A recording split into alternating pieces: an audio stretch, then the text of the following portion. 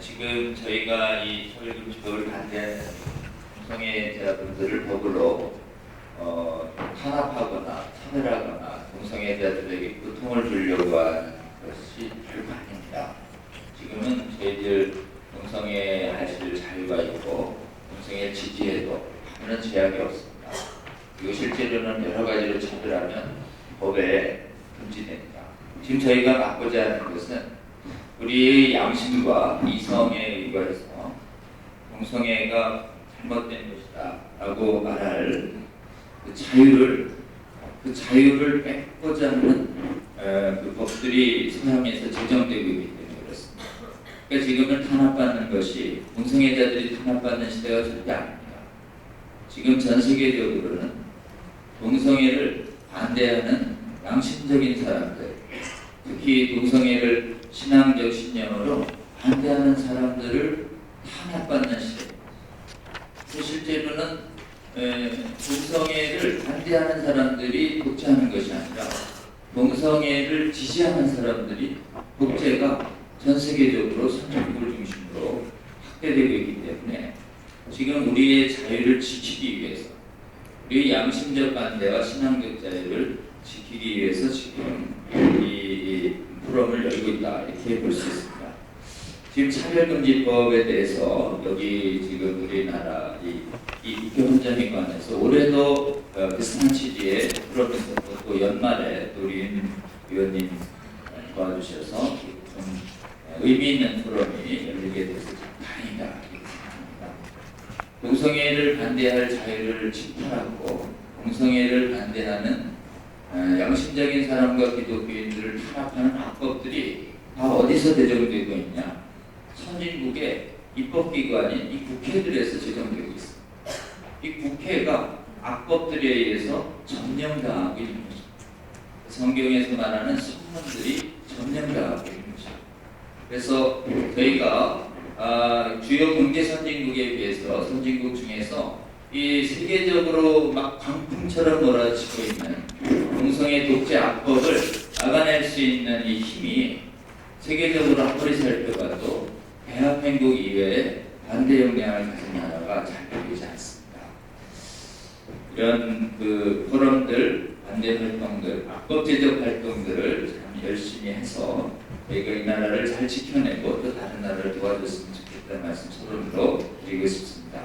차별금지법 내용 좀 보겠습니다. 이 차별금지법의 내용은 한마디로 반대금지법입니다. 그러니까 동성애자들을 차별하자 이런 법이 아니고요. 차별을 허용하자 이런 법이 아니고 동성애 반대를 못하게 하는 법이 차별금지법이다. 그렇습니다. 그래서 세계적으로 지금 제정되고 있는 나라 캐나다, 프랑스, 영국, 미국이 있죠. 전부 선진국들입니다. 유럽 국가들과 이쪽에 북미 탄압 사례들이 대부분인데요. 전부 크리스천들만 탄압되는 게 아니고 양심적으로 건전한 성윤리를 지지하는 사람들이 다 법의 이름으로 탄압받고 민사적으로 재산이 뺏기고 있고 부검되고 형사적으로 지금 자유를 잃고 그 다음에 반대했다는 이유로 직장에서 지금 교단에서 쫓겨나고 있는 이런 어처구니 없는 활동들이 다른 나라의 21세기에 지금 진행되고 있는 것입니다. 우리나라의 상황을 잠깐 보겠습니다. 우리나라도 이미 국회에서 이런 동성애 반대를 못하게 하고자 하는 법이 지금부터 10년 전부터 줄기차게 있었습니다. 2007년부터 시작해서 지금까지 무려 7차례 있었는데요. 2008년, 2011년, 2012년, 2013년 17대, 18대, 19대 국회 때마다 계속 있었습니다. 그래서 정말 뜻있는 국회의원들이 막아주셨고 한국교회 한 분들이 막아주시고 양심적 분들이 막아서서 간신히 이 악법을 좀 막아서고 있는 것인데 또 제정시하겠다라고 하는 의사를 표 의원이 서울시에서 개최한 차별금지 포럼에서 공개적으로 지금 공언하고 있는 20대 국회에서도 진행될 가능성이 있습니다. 지방자치단체에서는 이미 각종 국회가 막히니까 지방자치단체인 시, 군, 구, 학교 여기에 조례와 가이드라인을 통해서 실제로 성적 지향을 이루어한 차별금지라고 하는 조례와 가이드라인을 만들어서 이미 동성애 반대 독재를 이미 시작하고 있습니다. 그러니까 동성애 독재의 생활화를 국회에서만 막는다고 끝나는 것이 아니라 시군구가 지금 점령하고 있다. 막아서는 있지만 이미 상당히 뚫린 데들이 많이 있습니다. 학교가 뚫리고 있습니다. 지금 서울대 최 교수님 설명해 주셨는데 올해 서울대에서 동성애 반대를 금지하는 이른바 학생인권 가이드라인이라는 걸 지정을 시도해서 10 이상의 규범을 만들려고 하다가 조금은 현재 저지된 상태인데요. 서울대학교에 정치들이 점령당하고 있습니다. 서울대 총학생회장이 동성애자를 공언해서 당선됐죠. 그 다음에 연세대 신학생 3학년이 동성애 여성 총학생회 회장으로 나와서 당선됐습니다. 신학교 연세 신학 3학년생이라고 언론에 알려져 있습니다. 카이스트에서 부총학생회장 후보가 동성애자를 공언하면서 나오고 있습니다. 전부 어떠냐? 명문대에서 나오고 있죠. 이 동성애가요, 이른바 명문대생이나 똑똑한 사람들 위주로 확산됩니다. 왜냐하면 동성애라고 하는 부도덕한 행위를 하고도 쾌락만 취하고 쾌해는 안 취할 수 있다는 인간의 교만 때문에 교만한 사람들 먼저 넘어지기 시작합니다. 여러분, 이 대학가의 흐름이 전 세계 전국적으로 확산될 가능성이 많이 있습니다. 막아서야 될 것 같습니다. 이 한국에도 이미 상당 부분의 이 차별금지 법리가 국회에서는 간신히 막고 있고 시군구가 뚫리고 있고 미래 세대인 대학이 뚫려가고 있습니다. 이것이 계속되고 있는 주된 이유 중에 하나가 국가인권위헌법 2조 3호 때문에 그렇습니다. 이미 우리나라의 차별금지법이 이미 17년 전에 소리 없이 성립했습니다. 반쯤 성립했습니다. 그 실체를 한번 보겠습니다. 2001년에 김대중 대통령님 시절에 국가인권위법이 전격 지정됩니다. 지금 30조 이항이 숨어있다가 2조 이항으로 노무현 대통령 신임 시절에 옮겨서 이제는 법에 보면 금방 발견돼요. 원래는 저 32조에 조사사항에 막 숨어있어가지고 이걸 찾을 수가 없었습니다. 원래. 그러니까 들어올 때부터 정체를 숨기고 들어옵니다. 보면 어디에 들어와 있냐면 차별행위 사유의 성적 지향, 나머지는 다 괜찮습니다. 큰 문제 없는 건데 성적 지향이라는 걸 이렇게 좋은 것 속에, 알곡 속에 살짝 숨어서 가라지가 들어오듯이 들어옵니다. 이때 들어올 때 이렇게 설명해서 못 들어옵니다. 이거 들어오면은 동성애 반대 행위는 인권 침해로 간주해버립니다. 그래서 조사해서 시정권고 대상을 삼을 거예요. 이렇게 얘기했다면 국회의원들이 찬성 안 했어요. 성적 지향이라고 하는 알 수도 없는 이상한 용어로 들어와서 아무 말을 안 하는 거예요.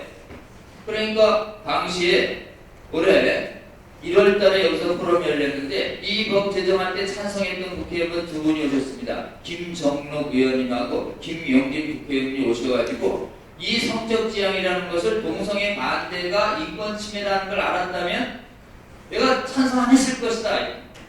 당시 법사위 본회의 심의로 어디에도 이 법이 제정되면 동성애 반대를 인권 침해로 봅니다는 얘기를 정체를 안 밝혀요. 그리고 통과된 다음에 이게 그런 뜻이에요. 이렇게 밝혀요. 아, 그런 뜻이었어? 이렇게 해서 국민들이 깜짝 놀라는 것입니다. 말을 안 해서 상대방이 안 그런 줄 알고 착각하고 그런 줄 알고 말 안 하는 방법으로 속이는 방법이 있습니다. 이걸 묵시적 기만 방법이라고 해요. 묵시적 기만 방법으로 국회의원들을 속이고 국민들을 속이고 들어온 법이다. 처음 태생부터 무도덕한 법이다라는 것입니다. 그래서 지금 대혼란을 주고 있습니다. 우리나라 사람들은 원래 동성애를 지지하지 않습니다. 뭐 둘이 하겠다면은 막리지 않겠지만 권하진 않겠다. 이게 국민의식이에요. 근데 반대를 못하게 한다? 그러면 안 되지. 이런 생각을 갖고 있는데 반대를 못하게 하는 정체성을 가진 법이 어느새 그냥 17년 전에 들어와 버린 거죠. 그러니까 지금 헌재 결정과 대법 결정과 충돌합니다. 헌재와 대법원은 국민의 건전한 의식 합당한 핑계를 계속 내리고 있습니다. 헌재에서 3차례 2002년, 2011년, 올해 군용법 관련한 판결에서 대법원에서는 2008년에 동성애 성행위를 이렇게 얘기합니다. 비정상적 성행위다. 백관적으로 혐오감을 유발하며 선량한 성도덕에 반하는 행위다. 근데 국가인권위원회에서는 동성애 반대하면 인권 침해다라는 거예요. 근데 헌재 재판관님들과 대법관님들은 동성애를 비정상적이다, 부도덕하다고 얘기하는 거예요. 근데 국가인권위에서는 그렇게 말하면 인권침해라고 얘기하는 것입니다.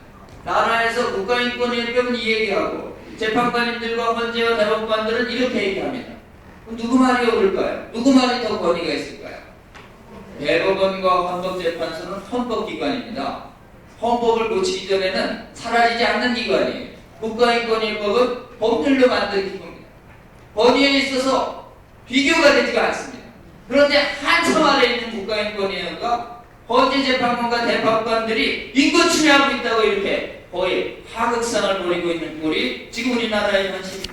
그러니까 지금 국민들이 대혼란을 겪고 있는 것입니다. 동성애에 대해서 지금 도덕적으로 지지하고 있는 것이 옳은 건가? 반대하면 한쪽은 처벌하겠다고 그러고 한쪽은 대법관이 판결로 괜찮다고 하고 이거 국가적으로 대혼란을 일으키면서 실제로는 헌재나 대법관들은 열심히 국가전기관에게 레터를 안 보내요. 그냥 판결만 선언하고 가만히 계시는데 국가인권위는 열심히 레터를 보내서 이거 바꾸라 저거 바꾸라 이거 바꾸라 저거 바꾸라 해서 지금 나라 전체가 마치 국가인권위가 더 권위 있는 것처럼 지금 확대되어 있습니다. 얼마나 활동을 열심히 했는지 잠깐 요약해드리면 있습니다. 아까 최 교수님이 얘기한 것처럼 사전 출판업자들을 다 모읍니다. 국어사전에서 옛날 동성애는 정 도착의 하나로 비정상으로 봤어요. 그래서 진정한 다음에 출판사를 다 모은 다음에 국가인권에서 이렇게 얘기합니다. 제재받고 고칠 거예요? 그냥 고칠 거예요? 출판업자들이 다 깜짝 놀래가지고 고쳐드리죠. 이래가지고 사전에서 그냥 한 달 사라집니다. 2002년부터. 2013년에 2004년에는 청소년 유해 매체물에 동성애가 들어가 있었습니다. 유해 매체물을 삭제시켜라 그래서 삭제를 권고해서 청소년 유해 매체물 리스트에서 동성애가 삭제됩니다. 그래서요 19금이 아닙니다. 동성애를 주장하는 영상물과 그 다음에 웹툰이 노출만 없으면 전부 동성애에 대해서 청소년들이 여러분 청소년들이 요즘 제일 많이 보는 저희 딸이 있고 아들인데 제일 많이 보는 걸 웹툰이에요. 웹툰 만화입니다. 웹툰의 동성애가 시급합니다. 지금 그래서 어린아이들에게 설문조사하면 동성애 수용이 압도적 보수가 나오고 시간의 흐름이 이걸 막아서지 않으면 인권실태보고서에는 동성애를 비정상적으로 고치겠다 그러면 처벌하겠다 그럽니다. 교육 현장에서 동성애를 차별로 보는 것은 동성애를 반대하는 건 차별로 보기라고 은거라고 지침을 내려서 교과서들이 다 바뀝니다. 인권들의 학생인권들이 전부 다 이 국가인권위법 기초로 해서 바꾸고 있습니다. 차별금지법도 차별금지법 내용이요. 인권위법의 내용에 거기다가 시정 권고한다 대신에 벌금을 부과하고 징역을 부과한다 이렇게 바꾸면 그게 차별금지법입니다. 표현은 똑같습니다. 그러니까 국가인권위법 구성요건이 차별금지법 구성요건과 완전 똑같은 것입니다. 그러니까 실질적 차별금지법이에요. 강제적인 제재만 없을 뿐이지 실제로는 강제적 제재보다 훨씬 더 강력한 권고라고 하는 이른바 소프트한 노름으로 실제로는 사람으로 하여금 동성애를 반대하면 반인권적인 반지성적인 교양 없는 무식한 구구 반대주의자로 몰아붙이는 것입니다. 그래서 실제로는 사람한테 벌금을 안 주고 징역은 안 하지만 수치감을 주는 기준이 그래서 동성애 반대를 하면 수치감을 줍니다. 지금 어느 세대인데 동성애 반대하느냐고 세계적인 말인지 지성적 흐름에 반대하는 반문명적이고 반문화적인 인사라고 막 지목해서 낙인 찍어버리는 이런 전략으로 반대 얘기가 침묵되게 만든 다음에 그 다음에 다 좀 잠잠해졌잖아요. 반대 얘기가 없어요. 그러면 슬쩍 제재가 들어오게 됩니다. 인권보도주식 만들어서 기자를 못 만들게 하고 서울시장이 지금 스퀘어 축제 허용하시는데 국가인권위법이 이렇게 돼 있어서 우리가 허용한다 이렇게 얘기하고 있습니다. 대법원 결정 전부 반대하고 여러분 이런 갈등도 막아서야 합니다. 그래서 실제로는 제정도 막아야 되지만 이미 반쯤 제정된 국가인권위법을 삭제 개정시키지 않으면 우리나라에 계속해서 이 동성애 독재학법이 제정될 수 있습니다. 이거 삭제하기 위한 근거들을 정리하고 조금 발전을 마치겠습니다. 첫 번째는 우리나라의 성윤리에 관합니다. 성윤리라고 하는 것이 기독교인이나 양심적인 국민들이 같이 만날 수 있는 지점입니다. 성윤리에 관하냐, 왜 윤리에 관하냐라는 것인데요. 여러분 이 윤리는 현재 압도적인 현재 국민들이 지지하고 있지만 시간의 흐름에 따라 국민들이 생각이 바뀔 수 있어요. 다수 국민들이 부도덕한 생각을 하는 것만큼 국가가 불행해질 일이 없습니다. 그래서 사실은 다수라고 하는 한계는 굉장히 믿고 의지하기가 불안한 지표입니다. 실제로는 그래서 우리가 지표할 건 뭐냐면 동성애가 가지고 있는 폐해들입니다. 폐해들을 보면 이제 오치 교수님 말씀하신 것처럼 감염자가 폭증하고 있죠. 특히 청년 청소년이 폭증하고 있는데요. 에이즈 감염자가 이건 뭘 얘기하고 있냐면 우리나라 동성애가 젊은 세대를 중심으로 폭증하고 있다는 걸 말합니다. 이 폭증하는 가장 최대의 원인이 뭐냐면 국가인권위법. 국가인권위법이 우리 미래 세대를 도덕적으로 육체적으로 타락시키고 있는 것입니다. 저게 아주 가장 심각한 동성애와 관련한 악의 축입니다. 악의 축, 진원지. 그래서 실제로는 그것을 봐야 합니다. 그래서 국가인권위법을 삭제시켜야 한다. 이유는 이런 피해가 있기 때문에. 그래서 여러분 실제로는 동성애와 관련된 수많은 보건적 폐해, 질병적 폐해, 그 다음에 나라 세금으로 한다는 재정적 폐해가 있어요. 그 다음에 건전한 성윤리학 폐해에서 기본적으로 수간, 근친, 상간, 중원, 소아성애까지 확산시키는 외국의 사례 이런 것들이 전부 무엇을 얘기하냐면 이렇게 얘기해야 국민들이 생각이 안 바뀝니다. 이런 얘기를 하고 다니는 사람들을 동성애 지지자들이 제일 미워합니다. 그래서 동성애 피해를 전국적으로 정말 목숨을 걸고 용기 있게 강연하고 계시는 여만수 원장님 같은 분들이 동성애 지지자들이 주적 1번으로 삼고 굉장히 탄압하는 것이에요. 굉장히 탄압받고 있습니다.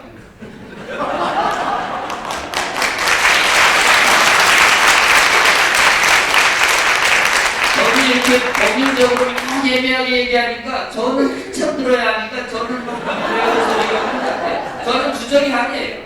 그냥 폐해를 분명히 얘기하시는 분들만 폐해 주적으로 좀 찾고 있습니다. 그렇기 때문에 폐해를 분명하게 국민들에게 알려주시는 것이 좋습니다. 그 다음 두 번째는 동성애 타고난다는 주장이 이게 지금 타고난다고 어쩔 수 없다는 게 이게 거짓말이에요. 동성애 타고나지 않습니다. 본인에서 타고나면 타고날 수가 있겠습니까?